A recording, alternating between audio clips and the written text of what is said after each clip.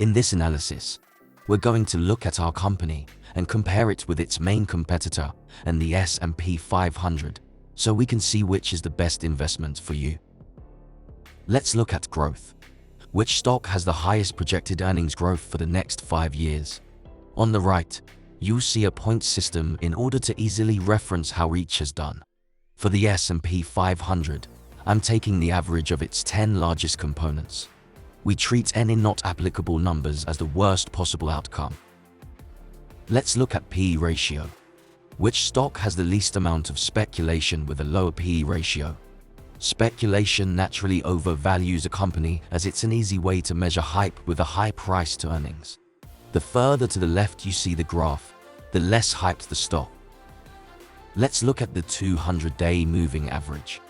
Which stock is trading lower than its 200-day the most? The further negative the stock's price is trading compared to its 200-day, the more of a bargain we have.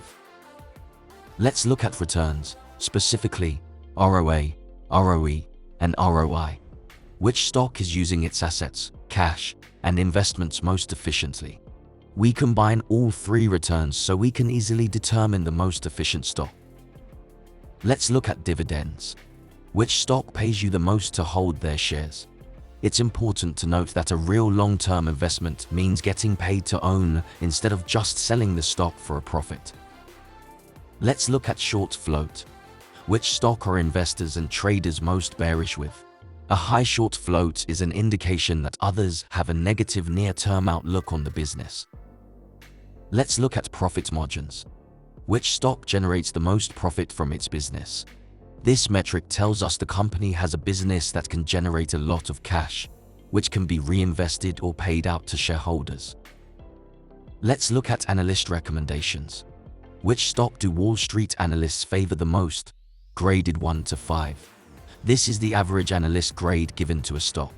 A 1 means a strong buy and a 5 means a strong sell. Now that we've got all the business metrics analyzed, we put their point totals on this grid and add them all up. The stock with the highest point total is considered the stock with the best business. As a comparison, I put the most importance on our company versus the S&P 500. If we have a higher score than the market, it has a better business than its 500 combined companies. Before we get to that price, join my Patreon. You'll get access to every company I've analyzed so you can compare between each. It's updated all the time. Go to patreon.com/GrowthShares or click on the link in the description. So how undervalued is the stock?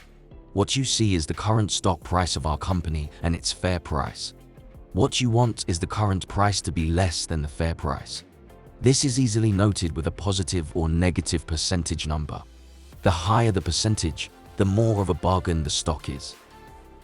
Lastly, I wanted to include our company's stock performance over its 1, 3, 5, and 10 years compared with its industry and the S&P 500. This isn't included as part of my analysis, but sometimes investors look at the business and the price, while others just want to know if they're getting a return that's good enough. Don't forget to subscribe for more. Invest wisely, and as always, take care of your money.